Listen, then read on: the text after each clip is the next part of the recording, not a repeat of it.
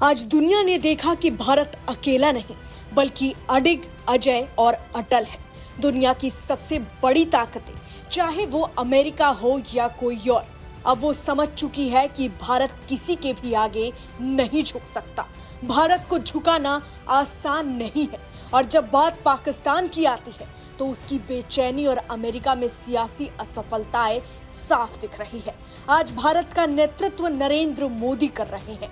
मोदी केवल भारत के प्रधानमंत्री नहीं बल्कि दुनिया के नंबर 1 नेता है। वो global leader of the year time magazine के 100 प्रभावशाली लोगों की सूची में शामिल राजनेता है, जिनकी सोच और निर्णय लेने की क्षमता की बराबरी करना पाकिस्तान से लेकर अमेरिका तक की हैसियत नहीं है। बहरहाल आज नौबत ये है कि अभी हाल ही में भारत के प्रधानमंत्री नरेंद्र मोदी ने संयुक्त राष्ट्र महासभा यानी UNGA में जाने से साफ इनकार कर दिया, जहां उनकी अनुपस्थिति एक संदेश है।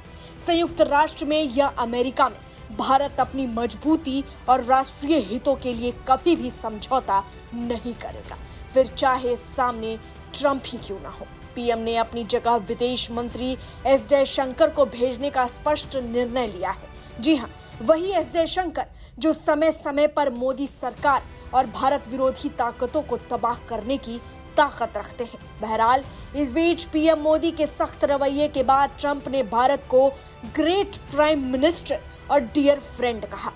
लेकिन इसके बावजूद जब ट्रंप ने मोदी को फोन किया तो सवाल है कि क्या भारत के प्रधानमंत्री ने वो फोन उठाया? तो जवाब है नहीं। जी हाँ, ये वही प्रधानमंत्री मोदी है जिन्होंने अमेरिका की 50% टैरिफ पॉलिसी के बावजूद अपनी रेड लाइंस पर कोई समझौता नहीं किया। कृषि और डेयरी सेक्टर पर भारत ने साफ कहा कि ये हमारी सीमा है, इसे कोई पार नहीं कर सकता, और इस दृढ़ता ने अमेरिका को समझा दिया कि भारत को दबाना आसान नहीं है। पहले सीओ शिखर सम्मेलन में प्रधानमंत्री मोदी की रूस और चीन से मुलाकात पर अमेरिका चिंता में चला गया। अब अमेरिका के वित्त मंत्री स्कॉट बेसेंट ने कह दिया कि 2 बड़े देश इसे सुलझा लेंगे। ट्रंप अब भारत को नेचुरल पार्टनर कहने में लग गए हैं और चीन को अलग थलग करने की रणनीति अपना रहे हैं। लेकिन असल बात यह है कि भारत ने कभी भी उनकी धमकियों और टैरिफ के आगे झुकने से इनकार कर दिया, और यही वजह है कि अमेरिका भारत से अब नहीं उलझना चाहता। ऐसे में इन सब के बीच अमेरिका की फजीहत और तब हो गई जब जर्मनी के प्रतिष्ठित अखबार फ्रैंकफर्टर आलगेमाइने ज़ाइटुंग FAZ ने लिख दिया, Trump calls but Modi doesn't answer, यानी ट्रंप कॉल करते हैं मगर मोदी जवाब नहीं देते। ट्रंप अब भारत के मामले में बाकियों की तरह असफल रहे। पाकिस्तान अमेरिका की तरफ अब भाग रहा है। शहबाज शरीफ इस महीने न्यूयॉर्क में ट्रंप से मुलाकात कर सकते हैं। यहाँ तक कि पाक सेना प्रमुख असीम मुनीर भी शामिल हो सकते हैं। पाकिस्तान के लिए ये एक महत्वपूर्ण कूटनीतिक कोशिश है, लेकिन वास्तविकता ये है कि पाकिस्तान के लिए कोई भी बैठक भारत के प्रभाव और ताकत के सामने बेअसर साबित होगी, जिसे प्रधानमंत्री नरेंद्र मोदी ने स्पष्ट तौर पर अंतर्राष्ट्रीय स्तर पर साफ कर दिया है। भारत ने स्पष्ट कर दिया है कि उसके राष्ट्रीय हित सर्वोपरि है। अमेरिका भारत से सीधे टकराव नहीं करना चाहता।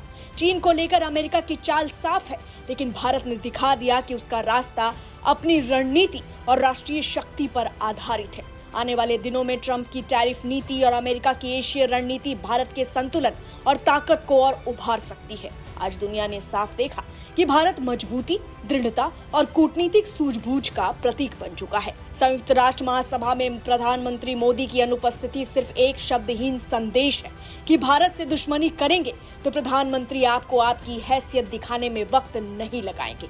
इस महीने के आखिर में न्यूयॉर्क में होने वाले संयुक्त राष्ट्र महासभा के सत्र के दौरान शहबाज ट्रंप के आगे झुकते जरूर नजर आएंगे। लेकिन याद रखिए, ये बैठक भारत पाकिस्तान के तनाव को सुलझाने की बजाय पाकिस्तान की बेइज्जती और अमेरिकी संरक्षण की जरूरत को उजागर करेगी, क्योंकि प्रधानमंत्री नरेंद्र मोदी का स्पष्ट संदेश है कि भारत से मुकाबला करने के लिए पहले बराबरी करनी होगी। Bureau report, HCN news, Patna.